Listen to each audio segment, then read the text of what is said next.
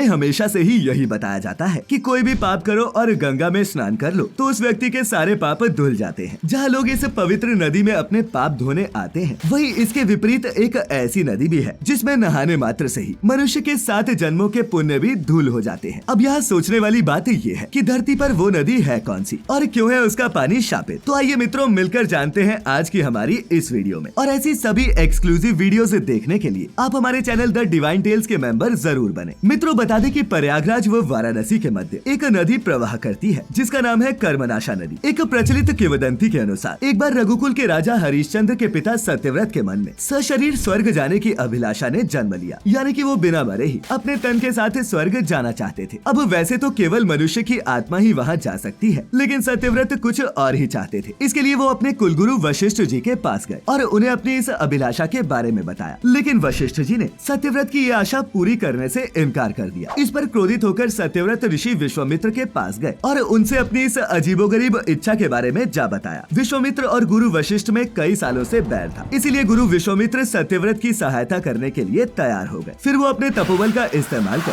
सत्यव्रत को सशरीर ही स्वर्ग भेजने लगे। जब देवराज इंद्र ने ये होते देखा तो वो बहुत क्रोधित हुए और उन्होंने अपनी शक्ति से सत्यव्रत का सिर उल्टा करके उसे वापस पृथ्वी पर भेज दिया। उधर महर्षि विश्वामित्र ने जब सत्यव्रत को वापस आते देखा तो उन्होंने उसे बीच में ही रोक दिया, यानी कि सत्यव्रत स्वर्ग और भूलोक के बीच लटक गए और इसीलिए उनका एक नाम त्रिशंकु पड़ गया कि जब तक वो इस मझधार में फंसे रहे तब तक उनके मुंह से लगातार लार टपकती रही और इसी लार से कर्मनाशा नदी का उद्गम हुआ, यानी कि इस नदी में जो जल है वो राजा सत्यव्रत की लार है। यही कारण है कि इस नदी को शापित माना जाता है और इस नदी के बारे में ही कहा जाता है कि जो भी यहाँ स्नान करता है वो अपने 7 जन्मों के पुण्य खो बैठता है। इसके अलावा मित्रों कुछ नदियाँ और भी ऐसी हैं जिन्हें शापित माना जाता है। लोगों का मानना है कि इन नदियों के जल को छू लेने से ही लोगों के जीवन में दिक्कतें शुरू हो जाती हैं। तो चलिए एक एक करके जानते हैं उन शापित नदियों के बारे में। चंबल नदी मध्य प्रदेश की खास नदियों में से एक है चंबल नदी। अब वैसे तो चंबल को डकैतों का इलाका माना जाता है, लेकिन अब यहाँ डकैत न के बराबर है, लेकिन फिर भी यहाँ के लोग इस नदी को कलंकित मानते हैं। चंबल नदी के बारे में मान्यता है कि इसकी उत्पत्ति बहुत से पशुओं के खून से हुई है। फल्गु नदी अब वैसे तो धार्मिक जगहों और उसके करीब की नदियों को देवी का रूप माना जाता है, लेकिन बिहार के गया जिले में बहने वाली फल्गु नदी को भी शापित माना गया है। यहाँ हर साल लाखों लोग पिंडदान व श्राद्ध करने के लिए आते हैं, लेकिन यहाँ के लोग इस नदी को देवी नहीं बल्कि कलंकित नदी मानते हैं। धार्मिक मान्यताओं के अनुसार इस नदी को देवी सीता ने श्राप दिया था और तब से ही लोग इस नदी पर जाने से भय खाते हैं। कोसी नदी अब मित्रों भारत के बहुत कम ही लोग कोसी नदी के बारे में जानते हैं। ये नदी नेपाल से निकलकर बिहार के सुपौल, पूर्णिया, कटिहार से बहती हुई उत्तर प्रदेश के कई जिलों से भी बहती है। यहाँ के लोग इस नदी को शोक नदी के नाम से भी जानते हैं, क्योंकि जब भी इस नदी में बाढ़ आती है तो यहाँ रह रहे लोगों पर इसका बहुत बुरा असर पड़ता है और इससे हर साल कई लोगों की मौत भी हो जाती है। इसे शोक नदी कहने का यही कारण है। अब मित्रों क्या आप ये जानते हैं कि हमारे देश में एक ऐसी भी नदी है जिसकी धारा उल्टी बहती है? जी हाँ, सुनकर चौंक गए ना? तो चलिए अब जानते हैं उस उल्टी बहती हुई नदी के बारे में। अब मित्रों हमारे देश में जो नदी उल्टी बहती है उसका नाम है नर्मदा और इसके पीछे जो कारण है उसमें भी एक रोचक कथा छिपी है। मान्यता है कि हजारों साल पहले नर्मदा जी और सोनभद्र जी नद बनकर जन्मे। अब आपको बता दें कि नदी के पुरुष रूप को नद कहा जाता है। दोनों के घर आसपास ही थे। नर्मदा और सोनभद्र अमरकंटक की पहाड़ियों में घुटनों की ताकत पर चला करते। दोनों का बचपन साथ में ही खेलते कूदते बीता। समय गुजरने के बाद दोनों युवा हुए और उनका एक दूसरे के लिए लगाव भी बढ़ने लगा। पहाड़ों में ऋषि मुनियों का डेरा होने के कारण उसमें हवन यज्ञ भी हुआ करता था, जिसके कारण वहाँ का वातावरण और भी पवित्र और शांत हो जाता। फिर एक दिन सोनभद्र के मार्ग में अचानक से नर्मदा की सखी जुहिला धमकी। सजी सवरी जुहिला की सुंदरता ऐसी थी कि वो किसी को भी अपना दीवाना बना लेती थी और फिर कुछ ही देर में उसने अपनी सुंदरता के जाल में सोनभद्र को फंसाकर उसे भी अपना दीवाना बना लिया। और मित्रों ऐसी मान्यता है कि आज भी नर्मदा नदी की परिक्रमा करने पर उसका दुख भरा विलाप सुनाई देता है। अब इसे अगर भौगोलिक दृष्टि से समझे तो बहुत से लोगों का कहना है कि उस समय नर्मदा ने बंगाल सागर की यात्रा छोड़ अरब सागर की तरफ दौड़ लगाई। और आपको जानकारी के लिए बता दें कि हमारे देश की सभी बड़ी नदियाँ बंगाल सागर में जाकर ही मिलती है, लेकिन वही क्रोधित हुई नर्मदा ही अकेले अरब सागर में जाकर मिलती है। तो मित्रों आज हमने जाना कि वो कौन सी नदी है जिसमें नहाकर खो जाते हैं आपके 7 जन्मों के पुण्य। अगर आपको यहाँ दी गई जानकारी पसंद आई हो तो इसे अपने मित्रों रिश्तेदारों के साथ भी जरूर साझा करें और ऐसी सभी आध्यात्मिक और धार्मिक जानकारियों के लिए जुड़े रहे द डिवाइन टेल्स परिवार के साथ। तो मित्रों फिलहाल आज के लिए बस इतना ही। अब इजाजत दें। आपका बहुत बहुत शुक्रिया।